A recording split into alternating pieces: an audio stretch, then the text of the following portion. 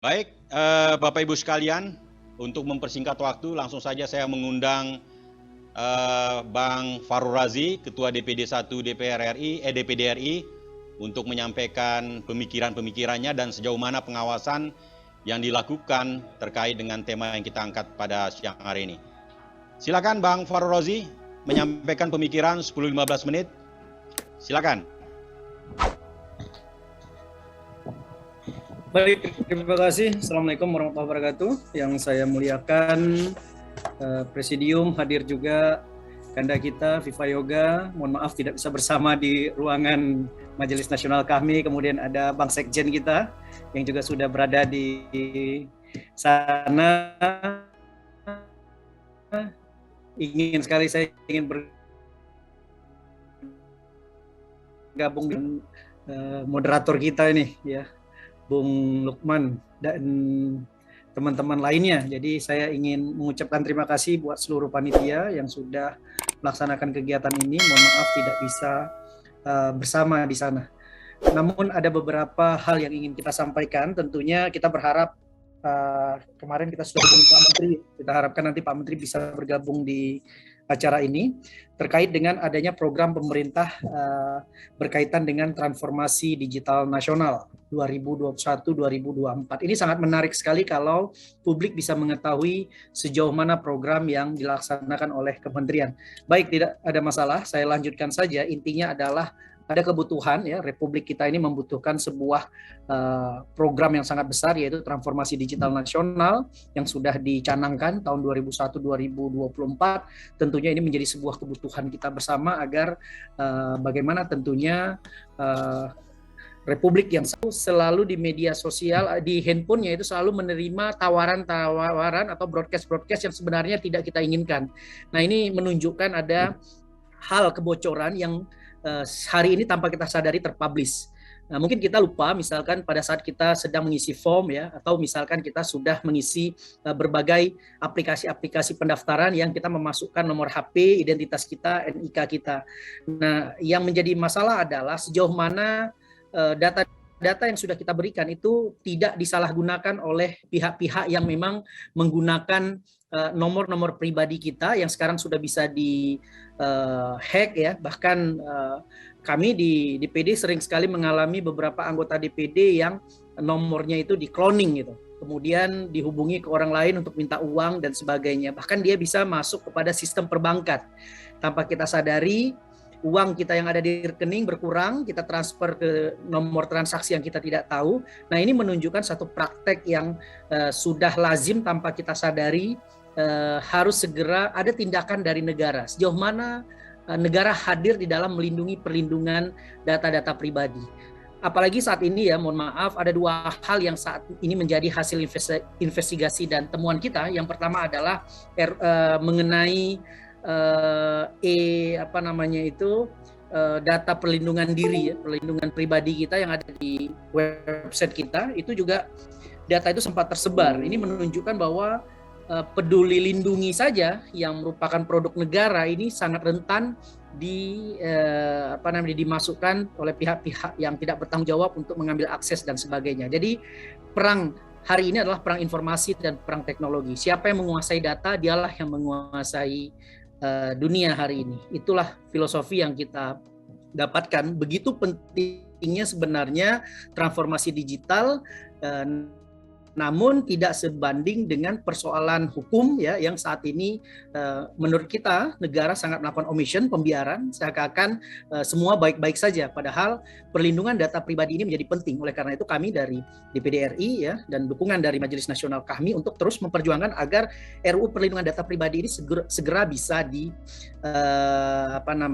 bisa segera disahkan. Nah, yang lebih menarik adalah baru saja, ya, kita punya Badan Sandi dan BSSN itu juga websitenya itu sempat down, ya, dan saya sempat mengeluarkan statement bagaimana lembaga negara yang begitu besar itu bisa dihack oleh kelompok-kelompok tertentu. Dan hari ini setiap hari itu terjadi perang digital, perang yang sangat luar biasa. Itu bisa kita saksikan bagaimana dunia hari ini berperang secara digital. Nah, menunjukkan bahwa sebenarnya kita sebagai negara yang berdaulat, Indonesia sebagai negara yang memiliki sebuah integritas yang kuat, tidak membiarkan proses ini berjalan dengan natural saja, karena akan sangat berdampak dan membahayakan nasib bangsa Indonesia sendiri. Jadi berbicara digital juga berbicara kedaulatan, bukan hanya bicara tanah, bukan hanya bicara udara, bukan hanya bicara laut, tapi juga kita berbicara mengenai teknologi hari ini yang memang harus kita dukung, ya, lembaga-lembaga negara yang memang bertanggung jawab terhadap bagaimana kondisi digitalisasi Indonesia hari ini. Nah, terkait dengan itu, tentunya kami berpikir membutuhkan sebuah terobosan, artinya negara hadir di dalam melindungi perlindungan data pribadi masyarakat yang sebenarnya ini menjadi kebutuhan. Di sisi lain, pandemi hari ini menunjukkan kepada publik, kepada dunia bahwa terjadi perubahan paradigma dari pendekatan fisik menuju pendekatan digital. Salah satu adalah seminar yang kita laksanakan. Kalau dulu rasanya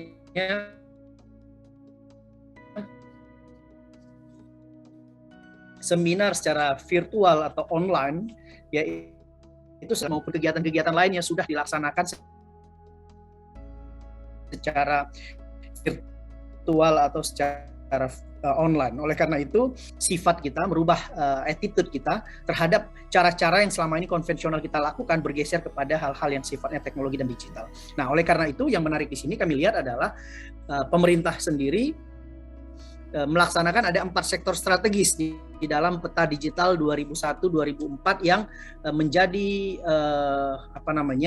andalan oleh pemerintah, dan ini harus kita support sebenarnya. Oleh karena itu kita berharap Pak Menteri bisa langsung menyampaikan sejauh mana sebenarnya peran kami dan peran lembaga-lembaga negara lainnya yang di mana di situ tersebar banyak sekali alumni dari HMI yang siap membantu negara, ya, dalam arti mencoba melakukan perlindungan dan juga membackup pemerintah dalam mengkampanyekan maupun dalam mensosial digital, ya tentunya ini membutuhkan anggaran yang sangat besar, pemerintahan digital. Nah, kita sudah berbicara e-government, kita juga sudah berbicara pemerintah, sistem desa pun hari ini juga sudah menggunakan secara e-village dan sebagainya. Kemudian ekonomi digital,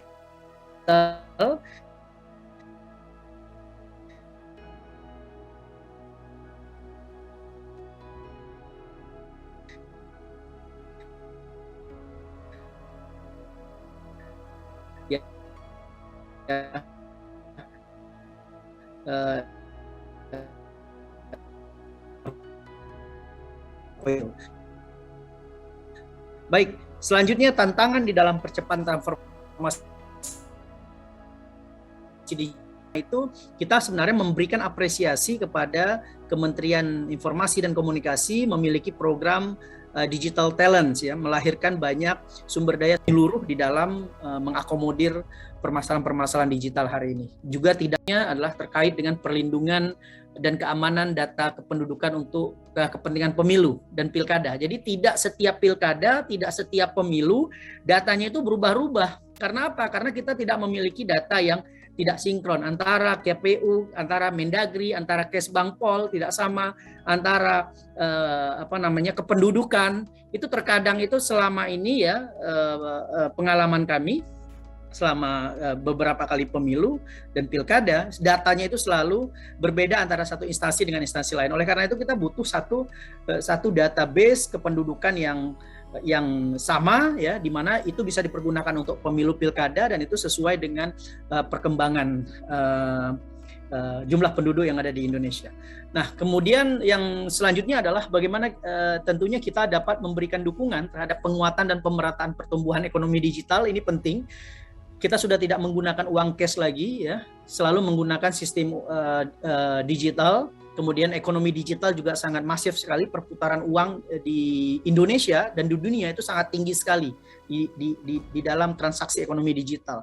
Kemudian industri teknologi informasi lokal dan daerah yang berdaya saing sebagai faktor pendukung perkembangan industri nasional juga sangat menjadi kebutuhan dan sebuah tantangan yang hari ini harus benar-benar harus disiapkan. Oleh karena itu, memastikan bahwa penegakan hukum di dalam undang-undang ini menurut kami menjadi sangat penting.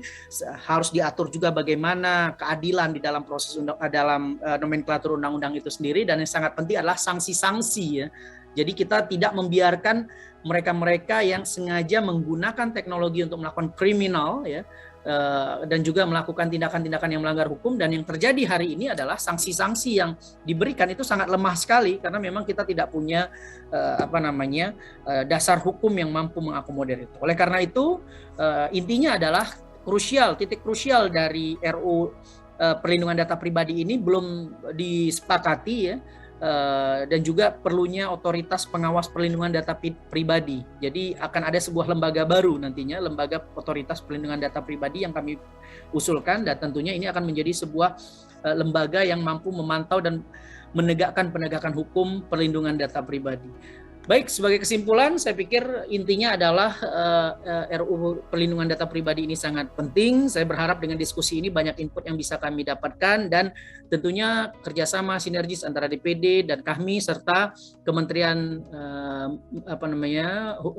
Kementerian Komunikasi dan Informasi bukan hanya berhenti di dalam diskusi ini, namun banyak sekali program-program di Kementerian Komunikasi dan Informasi yang bisa diakselerasikan dan juga bisa diimplementasikan di dalam kegiatan kami dan kegiatan HMI di seluruh Indonesia. Terima kasih. Wabillahi taufiq wal hidayah. Wassalamualaikum warahmatullahi wabarakatuh.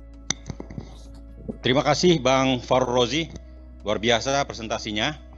Ada 3 poin penting tadi yang beliau sampaikan, bahwa kami tidak sebatas diskusi, namun juga harus ada aksi dan advokasi. Jadi kami sangat mengharapkan bridging dari Bang Farul Razi kepada Kementerian Informasi dan Telekomunikasi ini untuk kita bisa tindak lanjuti MOU kita antara kami dengan kementerian terkait Leadership Digital Academy yang sekarang programnya sedang digalakan oleh Kementerian Komunikasi dan Informasi. Kemudian kami perlu memberikan pemikiran-pemikiran terobosan terkait pembahasan